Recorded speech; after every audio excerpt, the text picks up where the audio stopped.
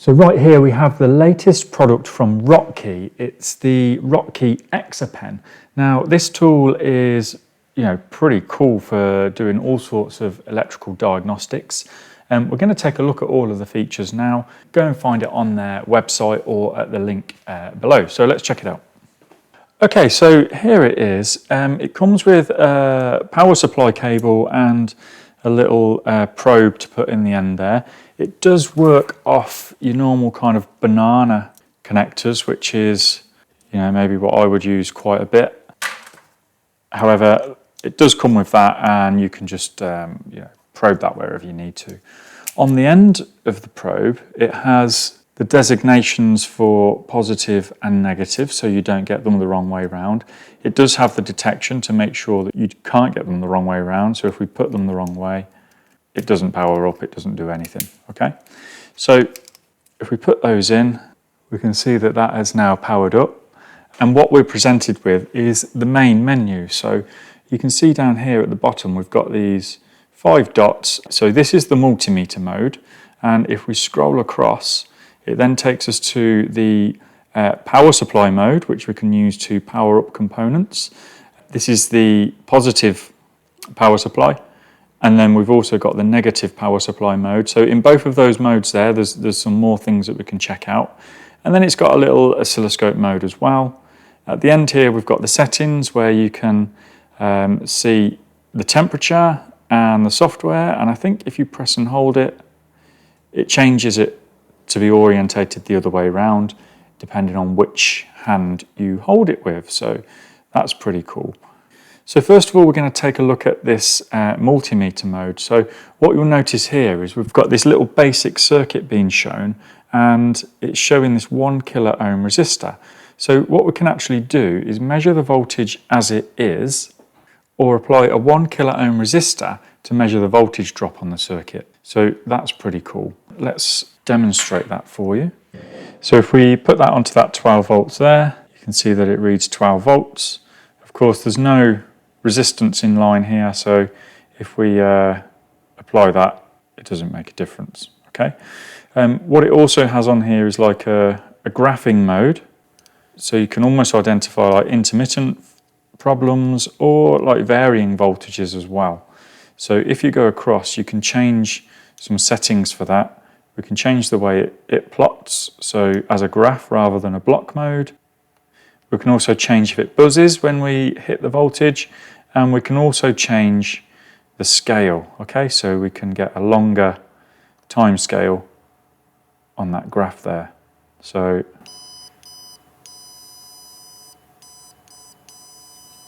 a few little settings you can change there. So nice graphing multimeter kind of thing going on there.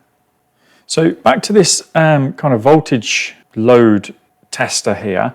What I've done is made up a basic circuit. So if we have a look here and connect this up, you can see that I've got, a standard kind of bulb connected there on a 12 volt circuit through a switch. So what I'm going to do is put a high resistance in this circuit and see what it does. So this is a 8 ohm power resistor. And if we put that in the circuit there, we can see that this bulb is now no longer as bright as it should be, okay? So there's some sort of resistive fault. Now, the problem with some of these connectors is they're quite difficult to get into and check while they're loaded. So of course, what happens a lot of the time is to check the voltage, we of course disconnect the component, check the voltage on there, and everything seems okay. Right, so really we need to do that test loaded.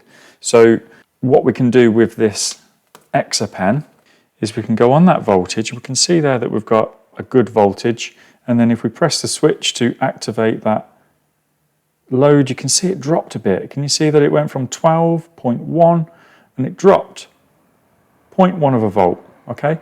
So there's a good kind of indication there that we've got a bit of a problem. Now this is quite a low resistor that we've put on there.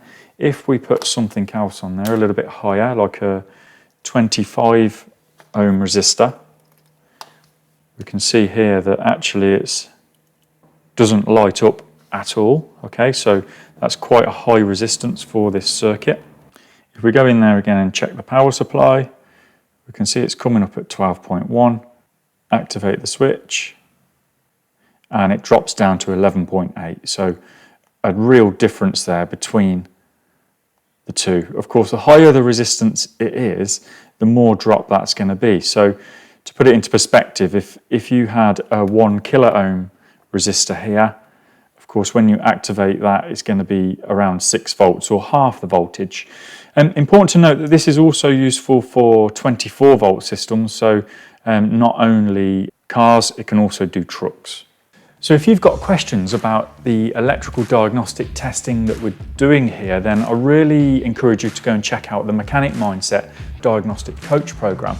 We've got professionally made diagnostic courses in there, all instant access via the Mechanic Mindset mobile app on subjects like electrical diagnostics, sensor testing, CAN bus and networks, petrol, diesel, and oscilloscope, and much more.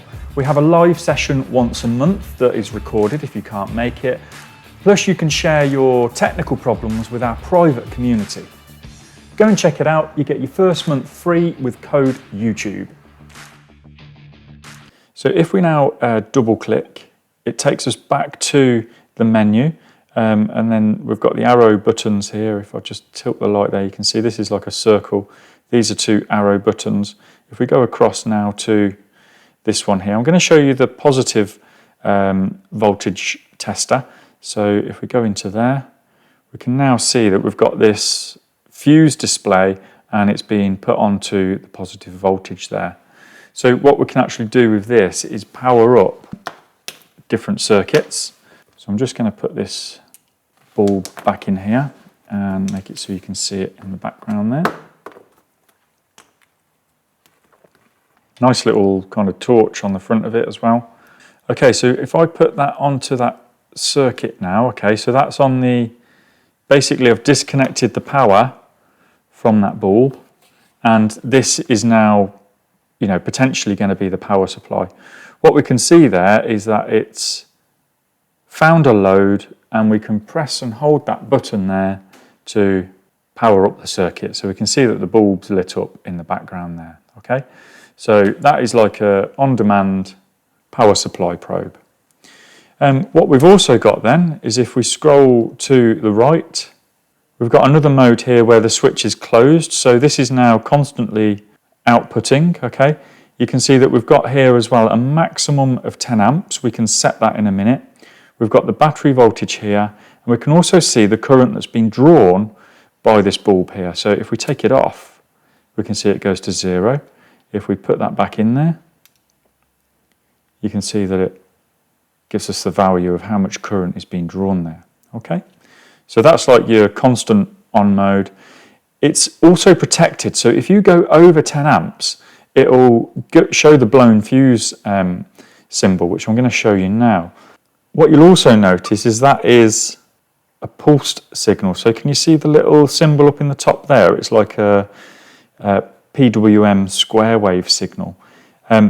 This wasn't as bright as it was before either. So you can see there, that's the brightness. If we go back to the 12 volt mode, okay, much, much brighter. So what you can actually do is configure the tool to the type of output that you want. So you can see here we've got a maximum of 10 amps, 45% duty cycle, and 1 kilohertz frequency. So you can actually generate a higher frequency signal for things like the PWM controlled fuel pumps to make the motor turn, you know, nice and smoothly, okay?